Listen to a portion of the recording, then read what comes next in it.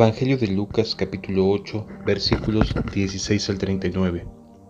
Nadie que enciende una luz la cubre con una vasija, ni la pone debajo de la cama, sino que la pone en un candelero para que los que entran vean la luz. Porque nada hay oculto que no haya de ser manifestado, ni escondido que no haya de ser conocido y de salir a la luz. Mirad pues cómo oís, porque todo el que tiene se le dará, y todo aquel que no tiene, aun lo que piensa tener se le quitará. Entonces su madre y sus hermanos vinieron a él, pero no podían llegar hasta él por causa de la multitud, y se le avisó diciendo: Tu madre y tus hermanos están afuera y quieren verte. Él entonces respondiendo les dijo: Mi madre y mis hermanos son los que oyen la palabra de Dios y la hacen.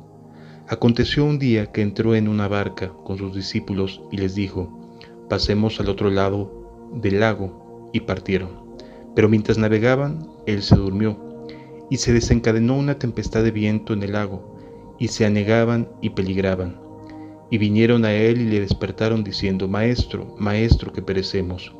Después él reprendió al viento y las olas, y cesaron y se hizo bonanza. Y les dijo: ¿Dónde está vuestra fe? Y atemorizados se maravillaban y se decían unos a otros: ¿Quién es este que aún los vientos y las aguas manda y le obedecen? Y arribaron a la tierra de los Gadarenos, que está en la ribera opuesta de Galilea. Al llegar a la tierra, vino a su encuentro un hombre de la ciudad, endemoniado desde hacía mucho tiempo, y no vestía ropa ni moraba en casa sino en los sepulcros. Este, al ver a Jesús, lanzó un grito, y postrándose a sus pies exclamó a gran voz: ¿Qué tienes conmigo, Jesús, Hijo de Dios Altísimo? Te ruego que no me atormentes. Porque mandaba al espíritu inmundo que saliese del hombre, pues hacía mucho tiempo que se había apoderado de él, y le ataban con cadenas y grillos, pero rompiendo las cadenas era impedido por el demonio a los desiertos. Y le preguntó Jesús diciendo: ¿Cómo te llamas? Él le dijo: Legión, porque muchos demonios habían entrado en él, y le rogaba que no los mandase ir al abismo. Había allí un hato de cerdos que pacían en el monte, y le rogaron que los dejase entrar en ellos, y les dio permiso. Y los demonios, salidos del hombre, entraron en los cerdos, y el hato se precipitó por un despeñadero al lago y se ahogó. Y los que apacentaban los cerdos, cuando vieron lo que había acontecido, huyeron, y yendo dieron aviso a la ciudad y por los campos, y salieron a ver lo que había sucedido, y vinieron a Jesús, y hallaron al hombre de quien habían salido los demonios, sentado a los pies de Jesús, vestido y en su cabal juicio, y tuvieron miedo. Y los que lo habían visto les contaron cómo había sido salvado el endemoniado. Entonces toda la multitud de la región alrededor de los Gadarenos le rogó que se marchase de ellos, porque tenían gran temor.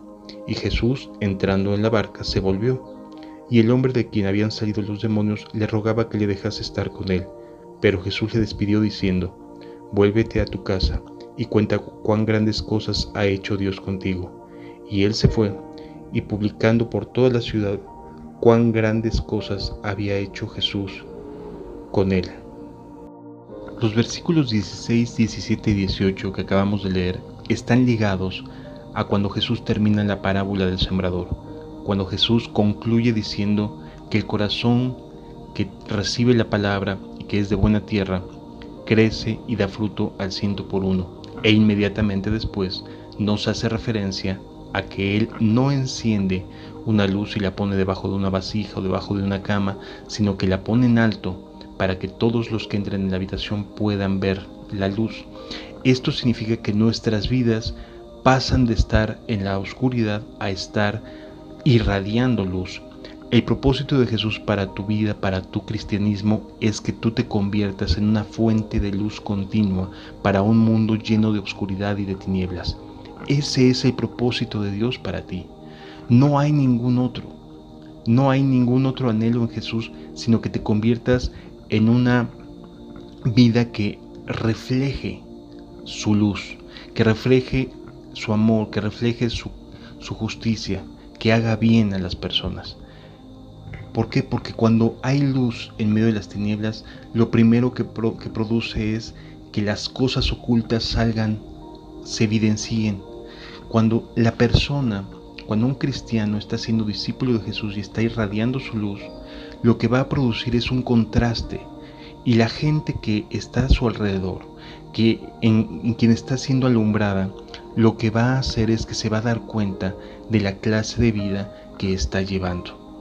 Va a ser luz en medio de las tinieblas, y las personas que son influenciadas por esta luz se van a mirar a sí mismos, se van a dar cuenta de que están perdidos, se van a dar cuenta de que hay oscuridad en sus corazones y de que necesitan cambiar. Así que el propósito de Jesús de salvar y de ayudarnos es para que a su vez seamos de utilidad a otras personas, podamos bendecir, podamos ser alguien que sea de utilidad, que sirva a los propósitos del reino de los cielos.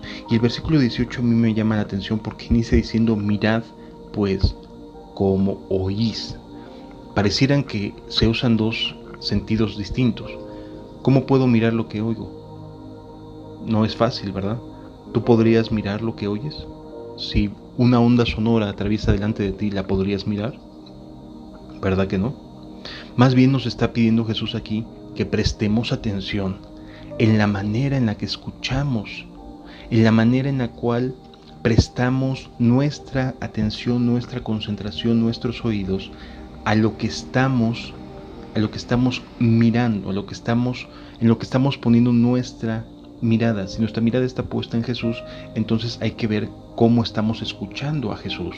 A lo mejor no lo estamos escuchando con las intenciones o las motivaciones correctas, como acabamos de leer en la parábola del sembrador. Había gente que estaba escuchando, todos escuchaban, pero había distintos tipos de actitud respecto a lo que estaban oyendo. Entonces Jesús nos pide aquí: mira pues cómo vas a oír, cómo vas a escuchar, cómo vas a entender las cosas, porque a todo el que tiene se le dará. Este es un principio del reino de los cielos. Si tú estás trabajando, si tú estás actuando, si tú estás sirviendo a Dios, Él te va a dar más. Pero si no estás haciendo, si no estás teniendo luz, si no estás irradiando paz, si no estás irradiando benignidad, bondad, fe, mansedumbre, templanza, si no estás siendo una fuente de influencia benéfica, de ejemplo a los que te rodean, aún lo que crees tener de cristianismo se te va a quitar. Es lo que nos está diciendo. Aquí lo que cuenta es que el cristianismo tiene que tener utilidad, tiene que darle la gloria a Dios. Y si esto no está sucediendo, entonces esas cosas a las que te estás aferrando y que crees que te hacen cristiano, se te van a quitar.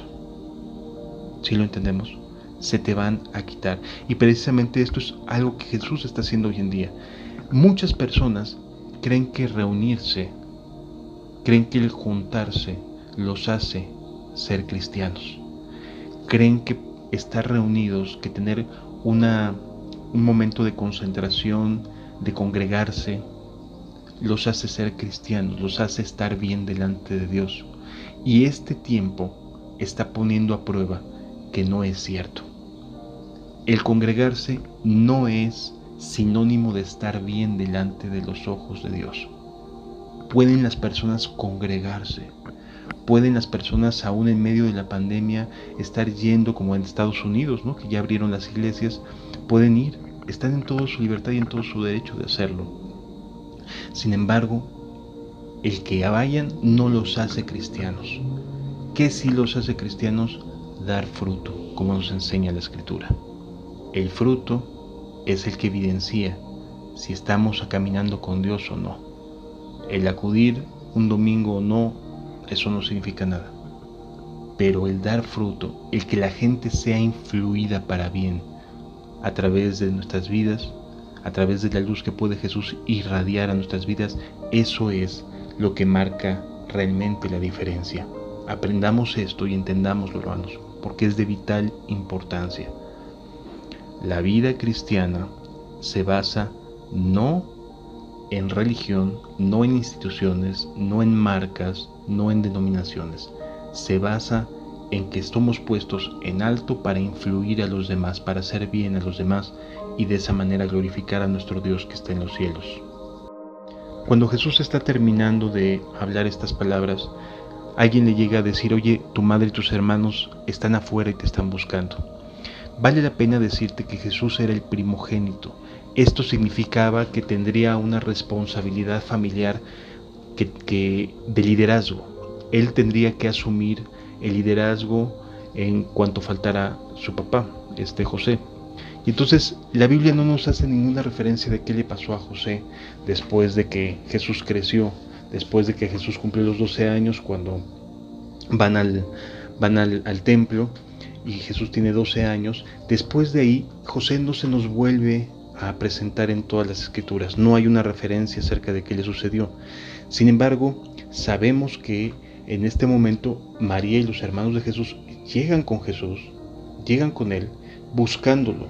Él es el primogénito, él es el líder de su propia familia, pero el líder de su propia familia estaba predicando el evangelio, estaba predicando las buenas nuevas. Y entonces nos dice la escritura que llegan sus hermanos, pero que no pueden llegar hasta él por causa de la multitud.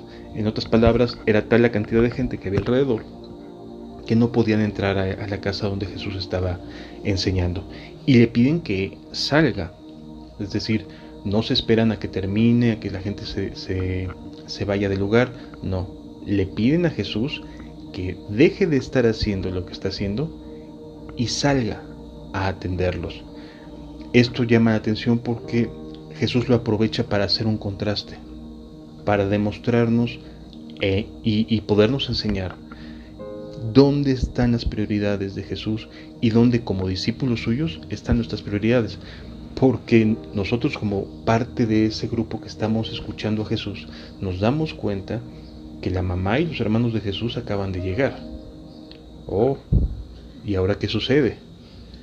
Bueno, Jesús es el primogénito, Jesús tiene responsabilidades con la familia que no estaba cumpliendo, porque los había dejado, seguramente dejó el encargo en los hombros de Jacobo, que era el hermano que le seguía en edad, y se va a predicar, se va a responder al llamado, al ministerio que Dios le había encargado desde que nació. Entonces, cuando llegan la madre y los hermanos de Jesús y le piden que deje de hacer lo que estaba haciendo y los atienda, Jesús da una respuesta que deberíamos de aprender. Dice la escritura en el versículo número 21. Él entonces respondiendo les dijo: mi madre y mis hermanos son los que oyen la palabra de Dios y la hacen. Qué dura respuesta. Qué respuesta tan clara. Mi madre y mis hermanos son los que oyen la palabra de Dios y la hacen. Dos cualidades que nos hacen formar parte de la iglesia de Cristo. Escuchar la palabra de Dios y hacerla. Hoy en día muchas personas están desesperadas por quererse volver a reintegrar, a tener nuevamente cultos, quieren escuchar la palabra de Dios, quieren juntos alabar a Dios, y está bien, pero para ser discípulo de Jesús necesitamos escuchar la palabra de Dios, sí, pero también hacer la palabra de Dios. Jesús llama madre y hermanos a todos aquellos que obedecen la palabra que escuchan. Así de sencillo. Y en ese momento, ni la mamá ni los hermanos de Jesús estaban muy de acuerdo con el ministerio de Cristo. Estaban muy contentos con lo que Jesús estaba haciendo. Por lo tanto, en ese momento y en ese instante, ni la mamá ni los hermanos de Jesús pertenecían a este grupo de personas que escuchaban y hacían lo que Jesús enseñaba y pedía de obediencia. Por lo tanto, todavía no pasaban a ser parte de la iglesia de Cristo. Esto me enseña mucho y quisiera que pudiéramos reflexionarlo. Porque hoy en día se le llama iglesia al lugar de la congregación, al lugar a donde asistes, al lugar a donde te congregas y dices voy a ir a la iglesia. No, la iglesia es todas aquellas personas que están haciendo la voluntad de Dios, que escuchan la palabra y hacen la palabra de Dios donde quiera que se encuentren. Ahorita nos tiene en casa esta situación, pues entonces es la palabra de Dios y el actuar dentro del entorno que nos ha tocado vivir lo que hace que nos permite saber que la iglesia está haciendo la voluntad de Dios aún en las circunstancias en las que nos estamos encontrando. Para mucha gente el servir a Dios está dentro de las cuatro paredes.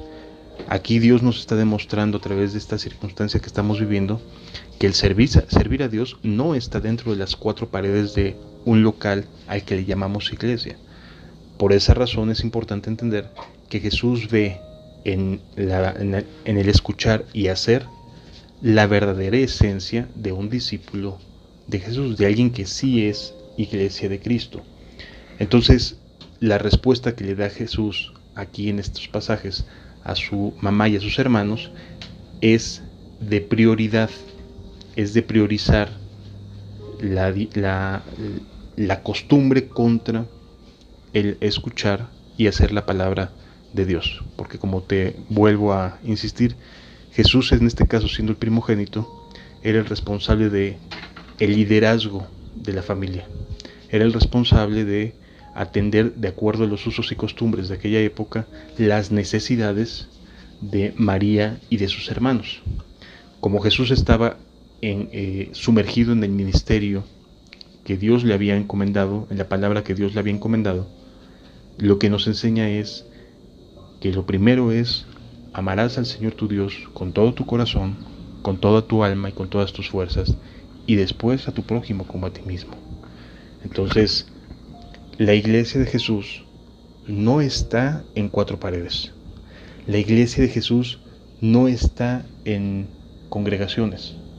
La iglesia de Jesús son todos aquellos que están haciendo, donde quiera que estén, la voluntad del Padre que está en los cielos. Importante entender esto. Ahora nos encontramos en un día distinto.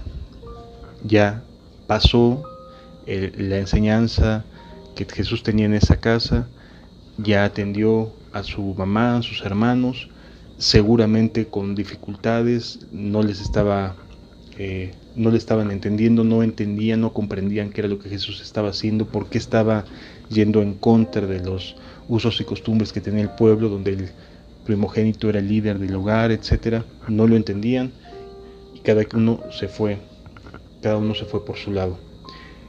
Continuamos en un día distinto. Este es un nuevo amanecer en la vida de Jesús y nosotros seguimos ahí. Nosotros seguimos siendo sus discípulos y estamos en este día acompañando a Jesús. Dice: aconteció un día que entró en una barca con sus discípulos y les dijo: pasemos al otro lado del lago, y partieron. Era habitual que Jesús hiciera esto. Iba de un lado a otro, predicaba, enseñaba. Entonces, para nosotros como discípulos esto no es extraño, que Jesús nos esté pidiendo estar haciendo la voluntad de Dios de distintas maneras, yendo a distintos lugares, buscando hacer el bien según las oportunidades que Dios nos ponga a la mano a hacer. Así que este día iniciaba con Jesús dispuesto a hacer el bien, dispuesto a enseñar, dispuesto a buscar que las cosas fueran mejor, a dar esperanza. Y sus discípulos lo sabían. Entonces se suben a un barco y comienza una navegación de aproximadamente unas 2 o 3 horas, que es lo que podría haberse tenido de tiempo para trasladarse de un punto a otro del mar de Galilea. Y en este tiempo, en esta etapa, de momento empezamos a sentir que el viento sopla de una manera inusual, de una manera completamente fuera de lo habitual, fuera de lo normal. Imagínate que somos pescadores, así que sabemos la clase de clima que impera en el lago, en el mar de Galilea, pero también sabemos cómo manejar como pescadores las circunstancias que pudiéramos enfrentar en la navegación. Pues bien, inicia la navegación y empieza a soplar un aire de verdad de tempestad, algo así como un viento huracanado, algo que sacó completamente a los discípulos fuera de su área de confort, ¿sí? El área de confort era el mar, los peces, las redes, el barco, etc. Esa era el área de confort de la mayoría de los discípulos de Jesús que vivían en esta ciudad portuaria, estaban habituados a este tipo de eventos. Sin embargo, en lo particular estaba desbordado. Era un momento en el cual todas sus capacidades se pusieron a prueba y fallaron y fracasaron. Estaban en un ambiente completamente hostil, más allá de sus fuerzas, más allá de su inteligencia y de su experiencia como pescadores. Estaban fuera del alcance de poder mantener la embarcación a flote. Así que es un momento bastante complicado. Tanto así que llegaron con Jesús porque Jesús se quedó dormido en el barco. O sea, estaba cansado, estaba agotado y se queda dormido mientras estaban en esta trayectoria rumbo a la zona de Gadara. Y en este instante lo que nos enseña la escritura es que Jesús se queda dormido, descansa. Y entonces en este tiempo se genera esta tempestad que supera la experiencia, la capacidad. Y a veces nos pasa esto, hermanos, y tenemos que aprender a enfrentar estas circunstancias porque las vamos a pasar. Jesús quiere que aprendamos a confiar en Él y no en nosotros. Así que las circunstancias difíciles las vamos a atravesar. Y aunque creamos y pensemos en ser experimentados en esto, seguramente nos va a demostrar Jesús que no lo estamos, que no somos ni experimentados, ni somos capaces si no está Él con nosotros. Esto es algo que como discípulos necesitamos aprender. Estamos en un estado de emergencia, en un estado de angustia, tanto que llegan con Jesús y le dicen, maestro, que perecemos. O sea, ya se habían dado por vencidos los discípulos, los pescadores, los hábiles navegantes, ya se habían dado por vencidos, de tal manera que llegan ya asumiendo que estaban enfrentando la misma muerte. ¿Creían que Jesús podría hacer algo? Pues la verdad es que no lo sabían. O si lo sabían, no se imaginaban cómo podría Jesús ayudarlos. Pero algo tendría que hacer Jesús. Y llegan a despertarlo y a pedirle y a clamarle, nos estamos muriendo. La nave estaba siendo superada por las olas, el agua entraba en la embarcación y la estaba hundiendo, estaba haciendo agua la embarcación. Entonces es en este momento que los discípulos llegan desesperados. Y a veces, hermanos, nosotros somos así. Nos sucede exactamente lo mismo. Primero agotamos nuestras energías, nuestras fuerzas, nuestra inteligencia, nuestras experiencias. Permite Dios que agotemos todo lo que tenemos para decir, ya no tengo nada ni a nadie a quien acudir. Ya agoté todos mis conocimientos y no obtengo ningún resultado. El barco se estaba hundiendo, con todos los pescadores que tenían en ese momento la embarcación, se estaba hundiendo. Entonces llegan con Jesús en un clamor pidiendo que haga algo porque estaban muriendo. Jesús se levanta, reprende las olas, reprende el viento y se hace una gran bonanza.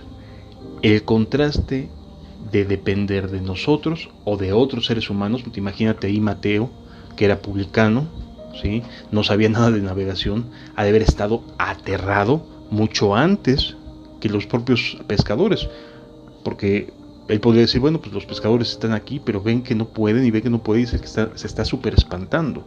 O sea, las personas que no tenían experiencia en cuestiones marítimas seguramente habrán estado realmente aterradas.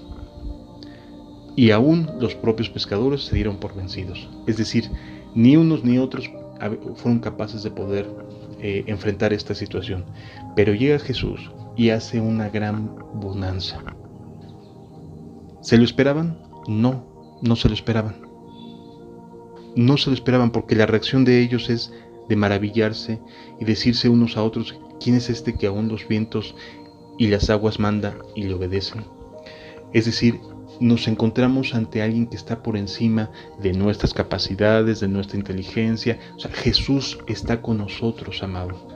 Jesús está en tu vida y Él está por encima de tus capacidades, de tu inteligencia y también por encima de las circunstancias que están poniendo a prueba tu capacidad, tu inteligencia, tu experiencia, lo que crees que se debe de hacer y lo que piensas que es correcto. Jesús nos está demostrando con esto que está por encima de todo. No cabían del asombro cuando llegan a la otra orilla, todavía anonadados, tratando de entender quién es este a quien le hemos entregado nuestra vida y hemos decidido seguir.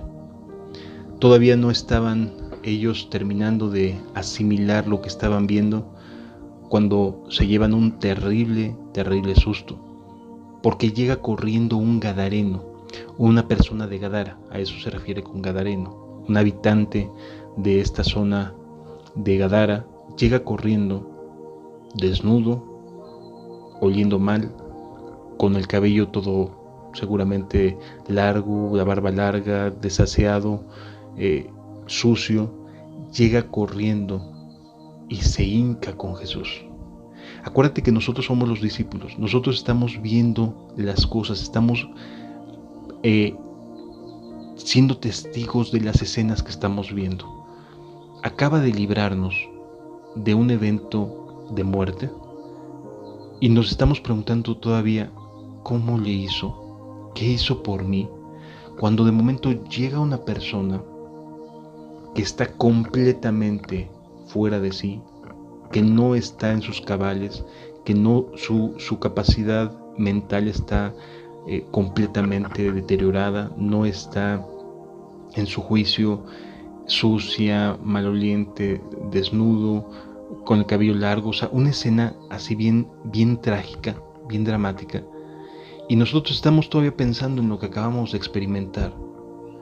Y llega alguien en esas condiciones y se postra a los pies de Jesús y le dice de manera literal, y esto es algo que en los oídos de los discípulos ha de haber causado todavía un mayor impacto, porque llega y le dice: ¿qué tienes con nosotros, Jesús? ¿Qué tienes con nosotros, Hijo de Dios Altísimo? Te ruego que no me atormentes. ¡Wow! ¿Te puedes imaginar la escena? Estás contento de haber sobrevivido y de no entender por qué, cómo le hizo Jesús para suplirte, para ayudarte, para garantizar que llegues al otro lado cuando la tormenta era terrible, cuando tú decías ya no voy a llegar. Y cuando finalmente llegas y estás diciendo: Señor, ¿quién eres? ¿A quién estamos siguiendo? Llega una persona, se postra delante de Jesús y le dice: ¿qué tienes con nosotros o conmigo, Hijo de Dios Altísimo? Es decir, que ese hombre estaba reconociendo a Jesús como el Mesías, como el Hijo de Dios, el Cristo, el Hijo del Dios viviente, a quien esperaban. Todo esto es enseñanza para nosotros, amado, para los discípulos. Todo esto es enseñanza para aquellos que hemos decidido caminar con Jesús. No solamente tiene poder y autoridad sobre las cosas naturales, sobre esta tierra, sino que además tiene poder y autoridad sobre la vida espiritual, sobre lo que no alcanzamos a ver. Porque aquí llega alguien que tiene demonios por dentro y se hinca delante de Jesús y le dice: ¿qué tienes con nosotros, Hijo de Dios Altísimo? Te ruego no me atormentes. O sea, Jesús tenía la autoridad, tenía el poder, la autoridad, la espiritualidad, no solo para lo natural, sino también para lo sobrenatural. Estamos viviendo y estamos decidiendo seguir al Todopoderoso. Estamos seguros en Él. Y entonces Jesús libera a este hombre, echa fuera a aquellos demonios. Estos le piden que los deje ir a un hato de cerdos. Más o menos eran como 2000 cerdos los que estaban siendo apacentados en ese momento. Salen toda esta legión de demonios, entra en los cerdos y se va al despeñadero. Todo esto lo estamos viendo nosotros. ¿Tú qué crees que está causando en tu corazón entender todo esto? Estoy seguro de que a quien sigo tiene poder sobre lo natural, las olas, los vientos, y sobre lo sobrenatural o espiritual, lo que no vemos. Estamos siendo discípulos, estamos siguiendo a alguien que está vivo, que reina sobre todas las cuestiones naturales, pero también sobre todas las cuestiones espirituales. Y entonces este hombre queda libre y es restaurado por Jesús. Pero pasa algo con los pobladores de aquella zona. Aquellos que estaban apacentando este hato de cerdos se dan cuenta de lo que acaba de suceder y cómo los cerdos, se despeñan, se van a un desfiladero y se mueren todos. Ahí la cantidad de dinero que estaba invertida se les acabó en un instante. Y el impacto que tenían de ver a aquel gadareno en sus cabales, en su juicio libre, sentado a los pies de Jesús, causó un impacto distinto. Yo quisiera que pudiéramos alcanzar a entender lo que produjo o lo que puede producir en nosotros y lo que puede producir en otras personas que tienen su mirada puesta en las cuestiones materiales, en los dineros, en las modas, en las vanidades, en las cosas de este mundo. Los discípulos reconocieron que Jesús era el Cristo. Lo estaban escuchando de viva voz de una persona que estaba endemoniada. Y por el otro lado nos encontramos con otras personas que estaban viendo la misma escena y que les pegó en la bolsa lo que acababa de suceder. Es decir, sus bolsillos se vieron vacíos en un instante. Y entonces salen corriendo a dar aviso a las personas que van en el campo. O sea, están realmente en un estado de asombro. Y entonces toda la multitud de la zona de Gadara salen a encontrarse con Jesús y a ver qué es lo que está pasando, y se dan cuenta de la pérdida que estaban sufriendo y le piden a Jesús que se vaya de sus entornos, que se regrese, que no los querían ahí. Lo corren, literalmente. Y entonces vemos dos aspectos. Uno, el impacto que está produciendo en la fe de los discípulos, y el impacto que está produciendo en las personas que no son discípulos, la misma escena desde dos puntos de vista.